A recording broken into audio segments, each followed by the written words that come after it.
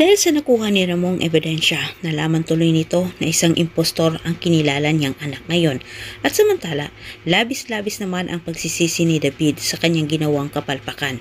Nakita ni David na napulot ni Ramon ang kanyang daladalang bag at nalinaw naman sa isipan ni Ramon na hindi niya ito tunay na anak at ang kinilalang anak niya ngayon ang gustong tumapos sa kanyang buhay.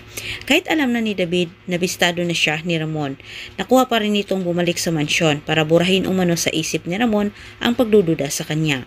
Sa kagustuhan ni Ramon na masiguro na ligtas itong si Marites, nakausap niya ito at nakuha ni Ramon ang sagot sa kanyang katanungan. Gusto niyang malinaw na sagot mula kay Marites. Sinabi ni Tess na hindi umano lumitaw atong si Tanggol para siya kausapin.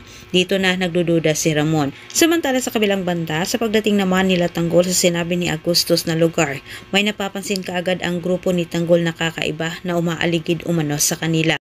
Nakumpirma ni Tanggol na ito ay mga lispo.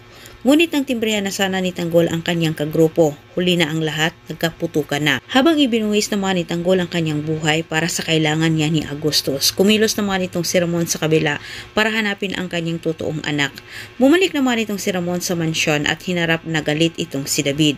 Diretsang kinumpronta din niya ito ang armadong tao na umatake umano sa kanya. Gusto siyang iligpit.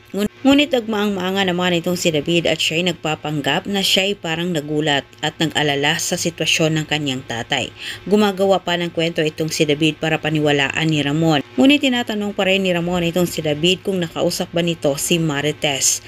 Pero nagtataka na itong si Ramon nang sinagot naman siya ni David na nakausap umano niya ang kanyang ina. Diretsang sinabi ni Ramon kay David na hindi umano nakausap ni Marites itong si Tanggol. Dahil si Marites mismo umano ang nagsabi na hindi umano nagpakita itong si Tanggol sa kanya dahil alam niya na ito'y galit.